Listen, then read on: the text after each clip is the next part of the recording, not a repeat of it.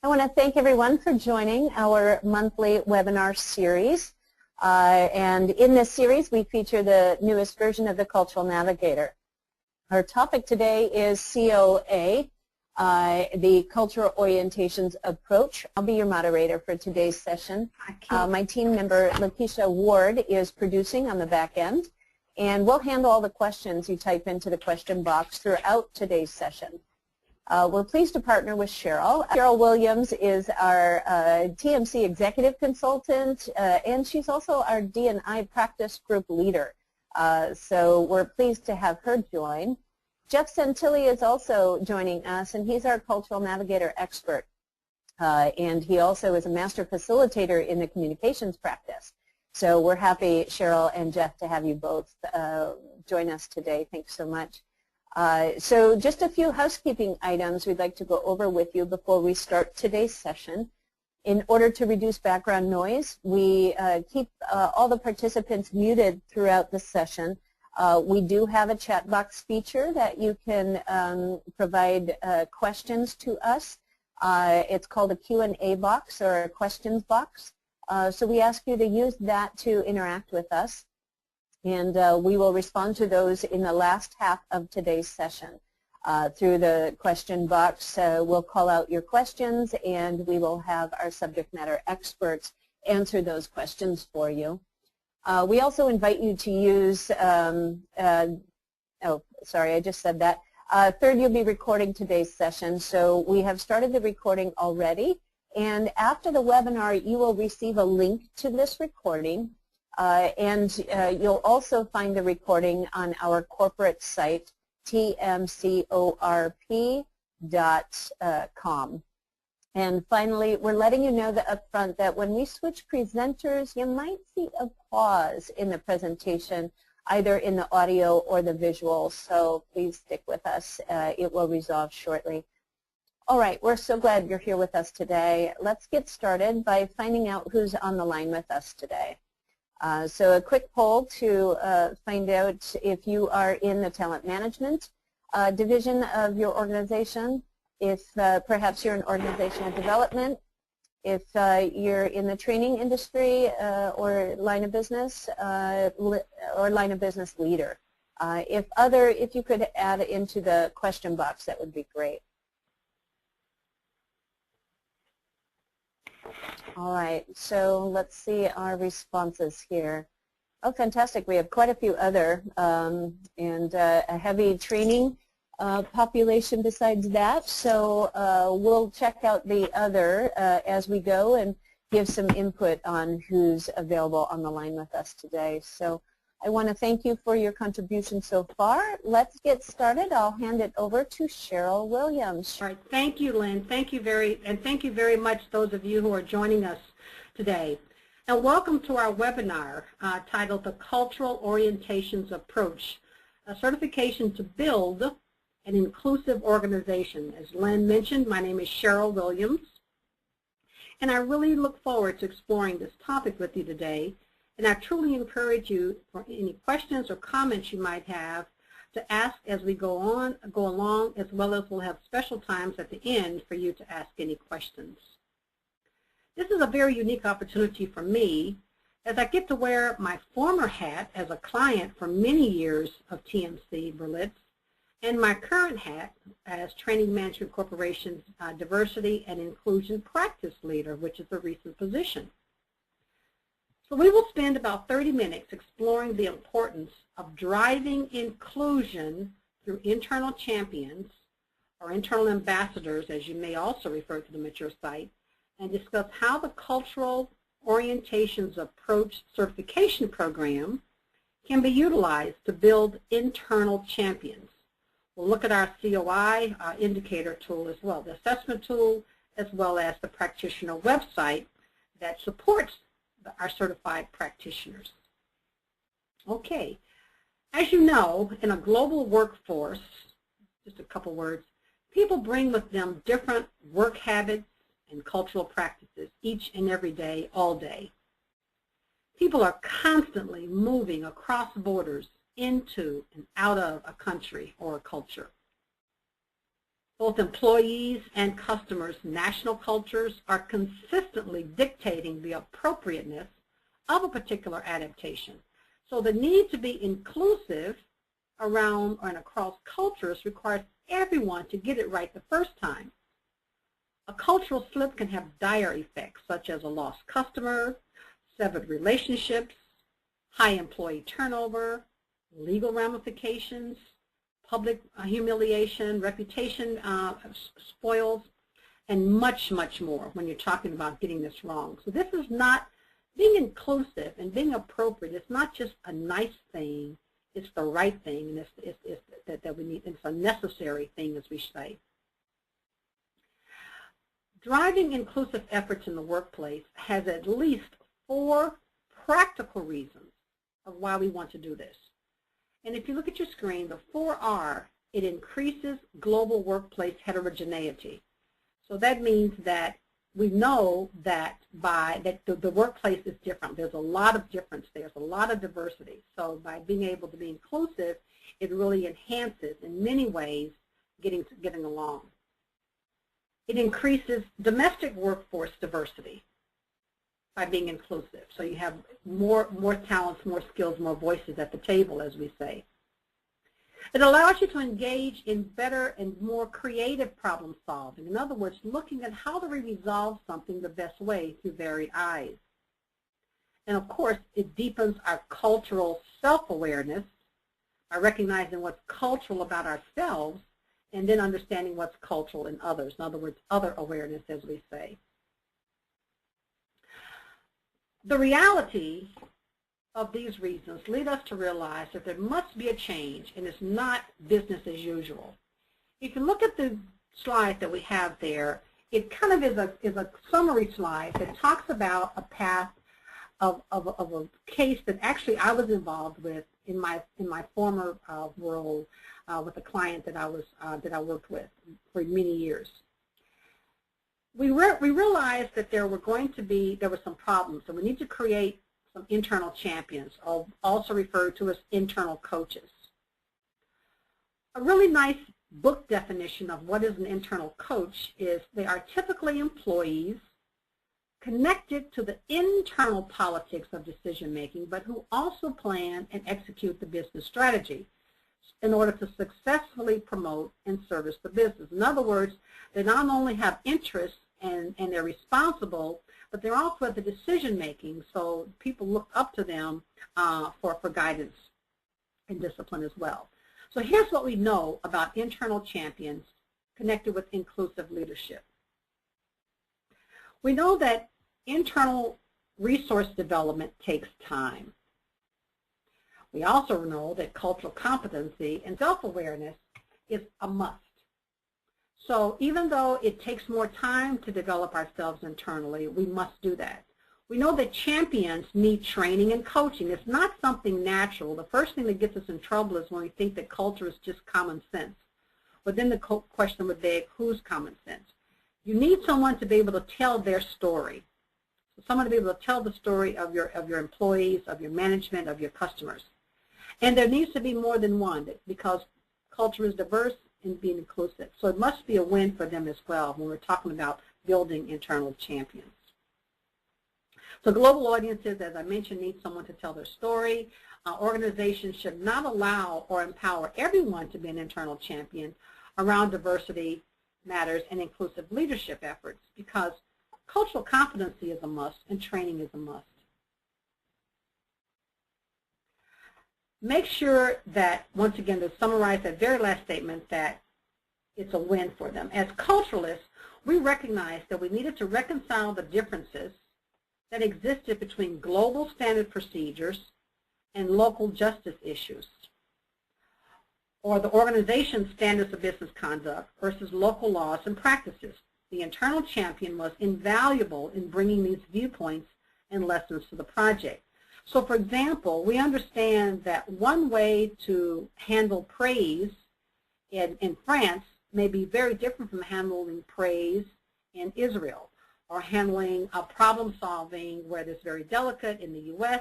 versus handling problem solving with maybe someone more senior in South America. So you recognize that it may be very different in how you do business across the globe. So localizing ethical frames was included but was not limited to these key areas: problem recognition, information searches, construction of alternatives, decision-making choices, and implementation matters, so for sure. All right, I hope I haven't spoke too fast, but I'll loop back around to a couple of those. But in the meantime, now that we've clarified kind of what internal cultural or diversity champions mean, I'd like to ask you a polling question. Do you currently utilize internal cultural or diversity champions? If you could please vote yes or no or not sure.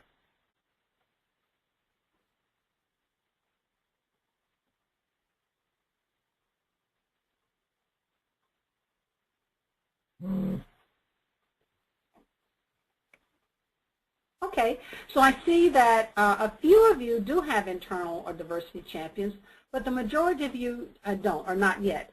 And that's the area that I found myself in with my former client. We had a lot of people that traveled and worked internationally and across globes and offices, but very few that considered themselves internal or diversity champions or experts, as they would describe it. But they had high interest, so that's okay. And then not sure, I often hear that term, so that makes sense as well. So I have a second question, and that is, if so, for those of you who do have it, how do you utilize your internal champions? Please select at least one of those. Coaching, part of a company or strategy meetings, it's a human resources role, apologize for my creative spelling of resources, leadership and development role, or other. And if it is other, if you could please clarify that, I'd appreciate it.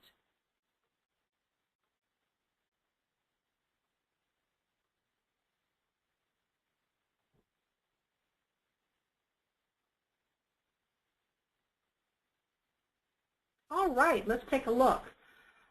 So quite a few of those of you who have internal champions, a lot is coaching and part of company strategy meetings. Great, okay. And then there's some other. I'll take a look at what the other is. It's not showing right now on the screen, but I'll take a look at that as well. Thank you so much for responding to those questions. What I would like to do now is Jeff, my colleague, will now take us through some specifics about the cultural orientation program, and I'll be back a little later to discuss the actual case study that I led. Jeff?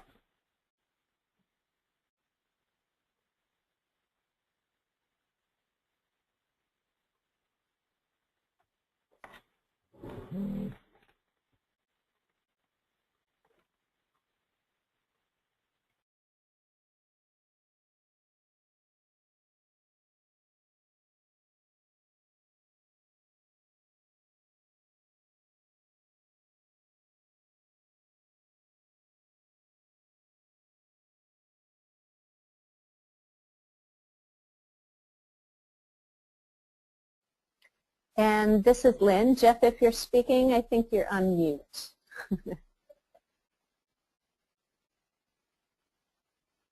Can you hear me now? There we go. Yes, thank you, Jeff. We hear you. Second month in a row, I don't understand. Anyway, all right, so I'll restart. Thank you, Cheryl. I'd like to show some more information on the Cultural Orientations Model and the Cultural Orientations Approach certification. The Cultural Orientations Model, or COM, is a comprehensive, practical framework for understanding diverse cultural perspectives and the impact these might have in the workplace. The model and its companion, Cultural Orientations Indicator, or the COI, assessments are great tools to build internal diversity and cultural champions. And I'd like to show some actions that can be taken with the model and the assessment in the Cultural Navigator. So as you can see on my screen, I have the Cultural Navigator open. And I'd like to show you, first of all, the COI assessment. So here on my main page of the Cultural Navigator on the left, I click on my COI assessment. And this assessment describes your cultural preferences in the work environment. These have been shaped by your individual, societal, team, functional, corporate, and national culture and work experience. So here we can see the report based on my COI assessment, and it's laid out over 3 dimensions of culture. The 3 dimensions that we use to order the cultural orientations are the interaction style, here on the left in blue, or how we prefer to communicate in the workplace. the thinking style in the middle in green, how we process information or conceptualize in the workplace, and finally the sense of self on the right in orange, which describes what motivates us and how we are emotionally invested in our work. Now I can get more information about my personal preferences in the View Report option, but for the sake of the demo today, I'd like to show you something else. We can really use the COI to help foster understanding, encourage cultural dialogue, and inclusiveness. So one of the great ways to use your COI report is by using the comparison features in Cultural Navigator. So here from my home page, I can compare my COI report to colleagues at my organization within my Cultural Navigator network. And I can also look at an aggregate of COIs of a functional group in my organization. And as I'd like to show you more specifically today, I can compare my personal working preferences with the norms of a national culture. So for example, if I'm going to be working on a project with our office in Argentina, I can go to the country guide section here on my main page. And if I search for Argentina, I can get a plethora of information about Argentina in general, both basic information as well as business culture. But I can also get their cultural norms, and even more importantly, see the gaps and similarities that I have with those norms through my COI. So here it says that I have 12 cultural gaps with Argentina. This is quite a few cultural gaps, so obviously I'd want to know more information about these if I'm going to be working with my colleagues there. So if I click on this, I can get some more information of what those gaps and similarities are, and I can also click on the View Report option to get even more information. So here, highlighted in red, are the multiple gaps. And here, for example, I see that in Argentina, there is a preference for indirect communication, and I have a strong direct preference. So obviously, this is something that could affect our interaction. If I click here, I get more information of a debrief of what that information means exactly, the challenges that I might face in having these differences, and resources available as well to really guide me on my journey. So the COI is the leading cultural assessment in international business, and we can certify you or your colleagues at your organization to understand the cultural orientations approach and debrief the COI for individuals and teams. So the COI really is the backbone of the Cultural Navigator, and I'd like to show you how the Cultural Navigator also supports the COA certification, which is what we've been discussing. So once you're enrolled for COA certification, you receive access to a COA certification learning path on the home screen. Here, if I click on Learning, I've been assigned this learning path, so I just click on my Assigned Learning Path. And in just 1 minute, it'll show it to me. And if I'm going to be participating, for example, in the 2-day face-to-face program, here is my learning path that guides me through it.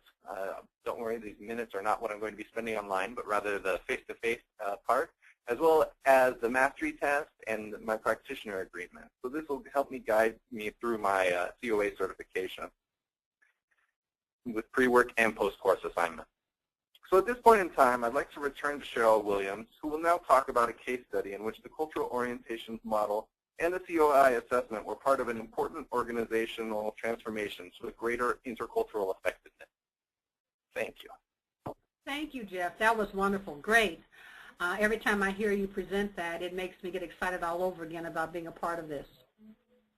Well, yes, I would like to talk to you about a case study in which I was actually, it was very close and personal to me because it was something that we did when I was on the client side. So let's look at the case, which was the implementation of the COI and the training of the cultural orientations facilitators for in-house. And it generated a significant turnaround in the company.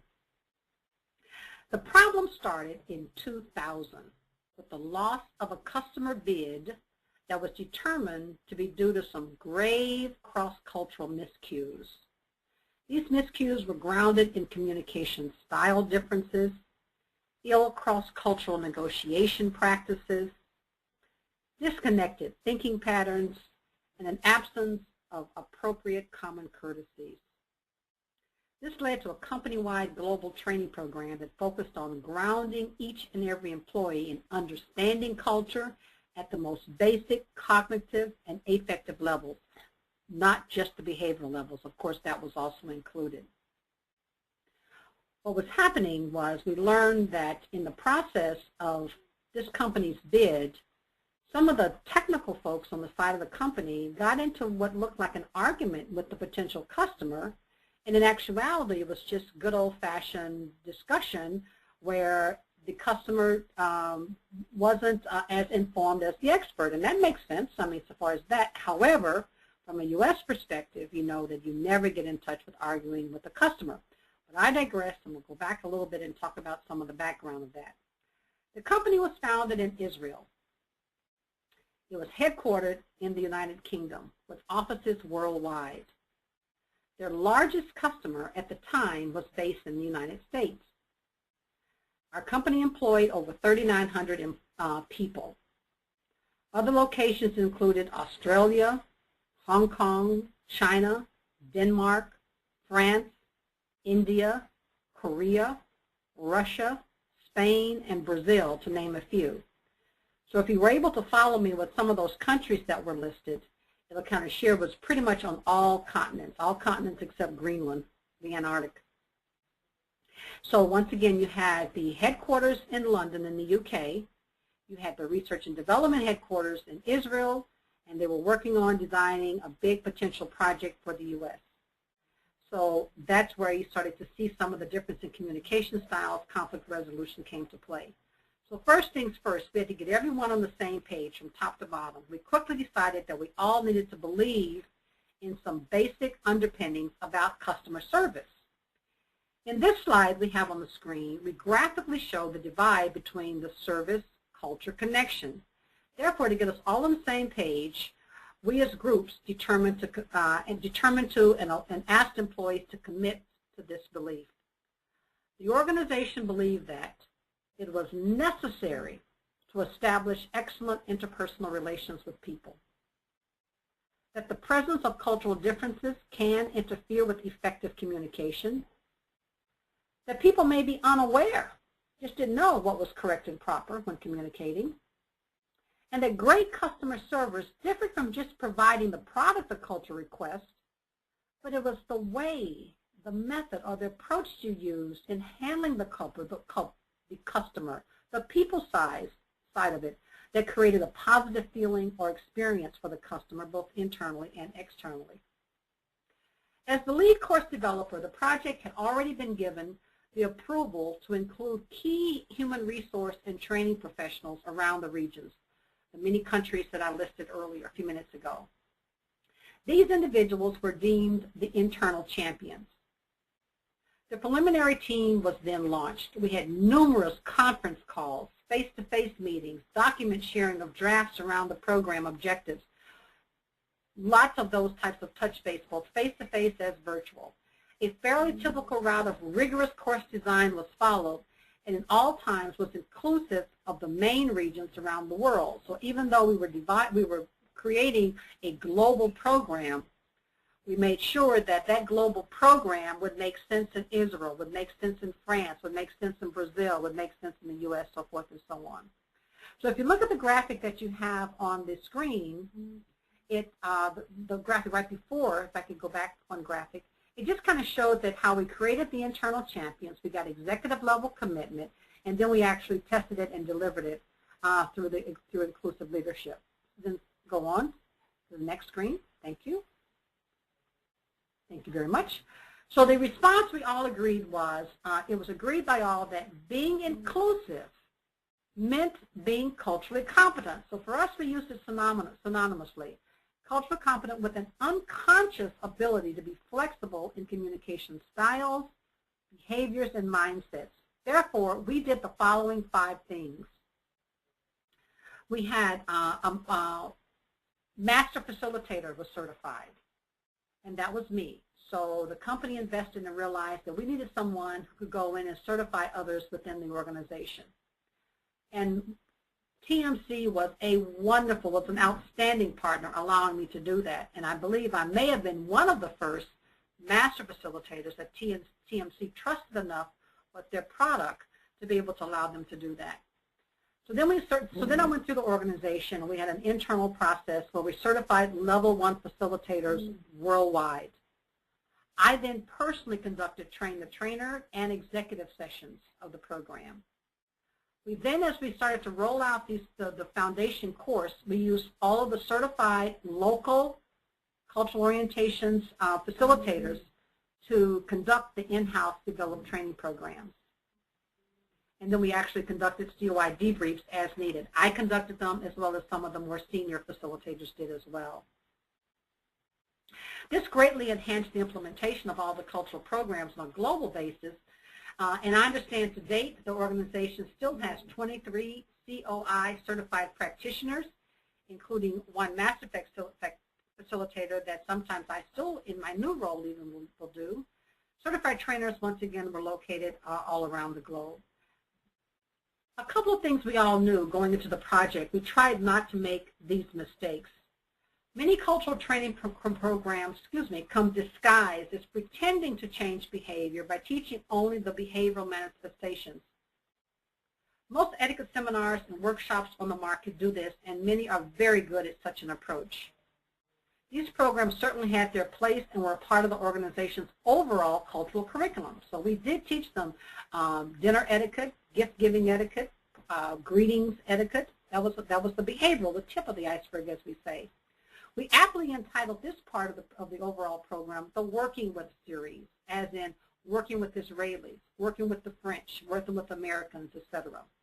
These training programs, ranging from 2 to 3 hours, were excellent in serving their purpose and were taken after the full-day 8-hour foundation course. The foundation course incorporated the cognitive and affective dimensions, serving as a prerequisite for the course. The Working With series was not designed nor intended to be a standalone course, as it would not offer the multiple levels of cross-cultural competence that senior management expected of all employees. The buy-in from the top was thick, was appropriate, and was always visible. We relied solely on the COI, the Cultural Orientations Model, and the Cultural Navigator as our in-house tool. A wonderful book, we also provided copies to all of our participants, the Cultural Orientations Guide. We actually used that as the course workbook, and then we simply had handouts to process some of the exercises to make it a very active training program. Today the program continues and is part of the new employee orientation program in several of the regions. It's also used as a refresher course for some of the more advanced modules. Most recently, just launched project management across cultures. And the success of that program remains hits to the Cultural Navigator tool and the positioning of intercultural competency for clarification and debriefing as needed. Now I'm going to hand the discussion back over to my colleague, Jeff. Jeff. Hello. Thank you, Cheryl. Let me just share my screen. Okay, so now I'd like to quickly talk about how you can get COA certified. So here on the screen you can see that we're looking at our website, culturalorientations.com. This website has all the important information on our certification, and you can use this link to send to your prospective internal champions to rate their interest or share additional information on the certification. So here, if I click on our assessment tool, I can get more information on the COI, as well as a paper to read for those that want more in-depth information. The COA certification is offered to our corporate clients at a global level. For our corporate clients that have 5 people or more that need to go through certification, we will gladly come to your site or host a dedicated certification for you. However, if your organization wants to start with just a small number of internal champions, or if you are an individual consultant, consider joining our open enrollment programs that take place virtually or at Thunderbird University in Glendale, Arizona. You can find more information in the open enrollment schedule under Get Certified. So here, if I click on Get COA Certified, it then leads me to another page with more information on the certification. And when I click here on Open Enrollment Schedule on the left, it gives me the schedule of many different enrollments that will be happening throughout the year, throughout 2014, both face-to-face and virtual. If you're interested in joining any of these listed programs, you can apply for certification right away by filling out the online application form. Now I'd like to also show you some of the benefits and materials and support that we offer to our COA certified practitioners. So we will now visit the practitioner site through Cultural Orientations Let me just log in real quick. And once you get certified, you'll have your own account. And once you're logged into the practitioner website, you can find many resources available to you. I'd just like to quickly show you some of the highlights today. So in the program reference materials, I have program materials that once I'm certified, I can use the practitioner site as a resource for a plethora of materials that can help me with any programs that I may be facilitating. I can also see the COIs of the users in my company or in a group that's assigned to me for a training. We can, so if I click over here, I can see the COIs of people in an organization, and in this case it's going to be Berlitz for me. So I can see those who completed their COI, and if I need to prepare for a debrief conversation, for example here with my colleague Ricardo Acevedo, I can click on his COI through this application. This can be useful for me for any debriefs, as I mentioned. Now if I go back to the practitioner's website, I can create an aggregate for the group that I'm working with from the practitioner application as well.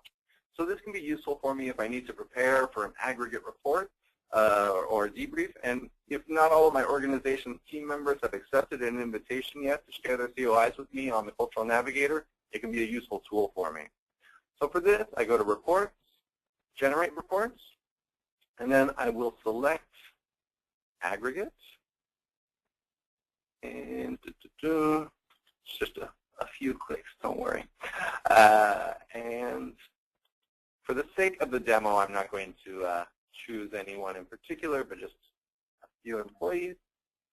I can make an aggregate like so. Go to Next.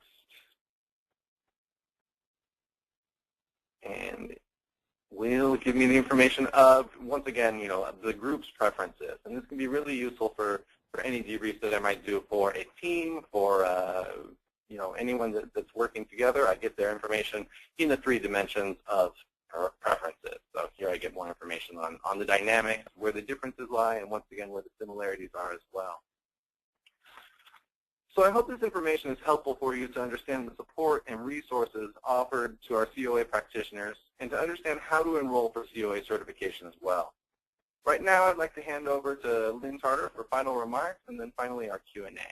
Thank you.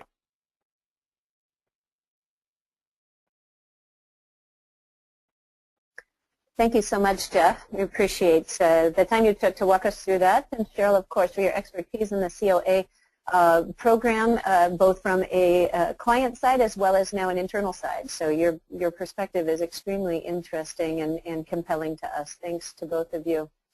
So I would like to just ask you, what is the most exciting aspect about the version of the Cultural Navigator that you have been exposed to in today's session?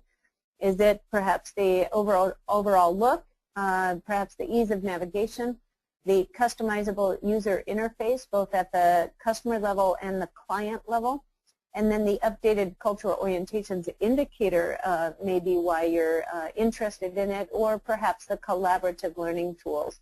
Now, we didn't showcase all of those today, but perhaps you're a user already. So let's see what people have said. Excellent. All right, so the updated COI takes second place, but first place is the collaborative learning tools.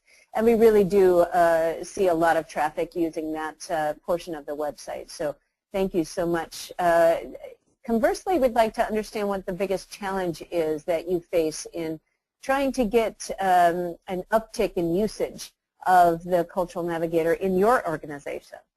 So is it perhaps having marketing materials to support the initiative? Perhaps getting the message out is a challenge. Driving usage of the Cultural Navigator in general, or perhaps answering questions about the web tool. And if other, please go ahead and use the Q&A box for that. And thanks so much. Let's see what they have to say here. Excellent, thank you. All right, so getting the message out and answering questions seem to be our highest priorities here. But it's interesting across all of these areas. So thank you so much for that input. And we look forward to partnering with you to address those challenges. Please let us know how we can support further. So I did want to just highlight the power of the Cultural Navigator by referring to the 4 key pillars, as we call them. That's what we built the Cultural Navigator on. And really the first pillar is that it's personalized. Both the content and the learning opportunities are presented to you, the user, specifically as you have identified them as priorities. Second of all, collaborative learning, as you mentioned in the last poll, it's built into the tool and seems to be an enormously popular aspect of the Cultural Navigator, really so users can follow others and connect with a broader network and engage in that deeper learning. Learning online is also relevant at the client level. So at the organizational level, we have certain elements within the Cultural Navigator that are customized at the organizational level. So we'd be excited to discuss that further with you. And finally, the Cultural Navigator is representative of all of our offerings and capabilities, both in the cultural consulting, leadership, and diversity and inclusion practice areas, as well as our online synchronous and asynchronous learning. So certainly welcome additional conversations about that. We hope you can join us for another webinar in this series being held monthly. Our next upcoming webinar is February 18th. Say on Tuesday, 7 a.m. Pacific time, 10 a.m. East Coast time. And our topic is culturally competent university graduates. And we share a case study called Double Click on Culture. Our guest speaker in that session is Karen Walsh, our professor partner from Thunderbird School of Global Management. We're excited about that one. And then every month thereafter. Thank you for your time today. We hope this webinar has been value add and helped you in your understanding of how the Cultural Navigator and the COA certification can help you build an inclusive organization.